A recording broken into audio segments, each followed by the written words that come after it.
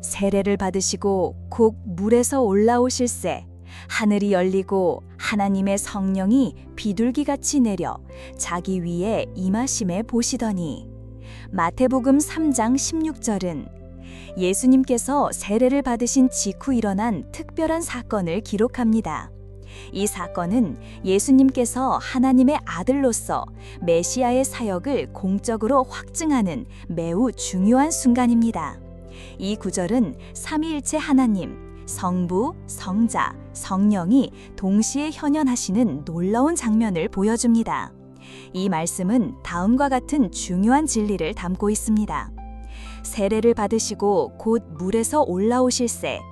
예수님께서 요단강 물속으로 잠겼다가 다시 올라오시는 모습은 상징적으로 죄인과 자신을 동일시하신 예수님의 겸손을 보여줍니다.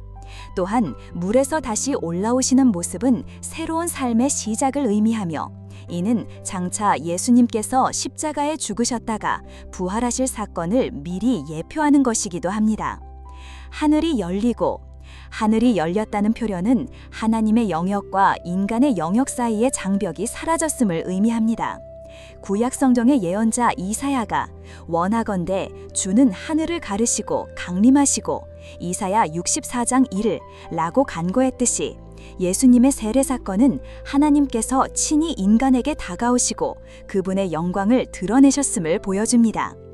하나님의 성령이 비둘기같이 내려 자기 위에 임하심을 보시더니. 이 구절은 삼위일체 하나님의 두 번째 위격인 성령님께서 현현하신 장면입니다.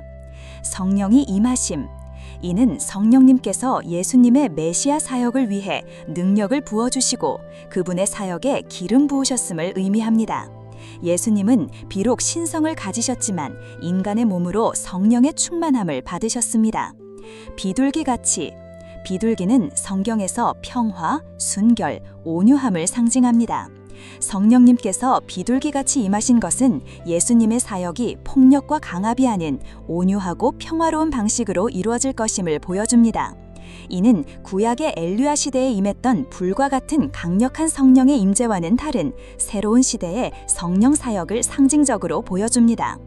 결론적으로 이 말씀은 예수님께서 하나님의 아들로서 메시아 사역을 시작하셨음이 성령의 임재를 통해 공적으로 확증된 사건이었음을 보여줍니다. 한 여행자가 목적지로 가는 길에 낯선 사람을 만났습니다. 낯선 사람은 여행자에게 제가 목적지까지 가는 가장 빠른 길을 알려드릴게요 라고 말하며 한 갈림길을 가리켰습니다.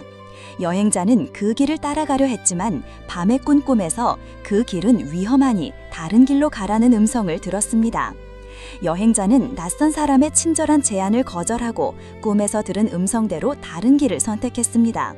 그는 조금 돌아가야 했지만 그 길은 안전하고 아름다웠습니다. 나중에 그는 처음에 가려 했던 길이 깊은 함정으로 가득 차 있었다는 것을 알게 되었습니다. 그는 자신의 지혜나 남의 말을 따르지 않고 꿈에서 들려온 음성을 순종했던 것을 감사했습니다. 우리 형제 자매 여러분, 이 이야기 속의 낯선 사람은 바로 마태복음 2장 12절의 헤롯 왕을 상징합니다. 그는 마치 선의를 베푸는 것처럼 보였지만 그의 속마음에는 악이 가득 차 있었습니다. 동방 박사들처럼 우리도 때로는 새삼의 가머니설에 속아 위험한 길로 갈 수 있습니다. 그러나 하나님께서 주시는 음성에 순종할 때 그분은 우리를 세상의 위험에서 보호하시고 가장 안전한 길로 인도하십니다. 우리 형제 자매 여러분, 마태복음 3장 16절 말씀은 하나님께서 예수님의 메시아 사역에 직접적으로 함께하셨음을 보여줍니다.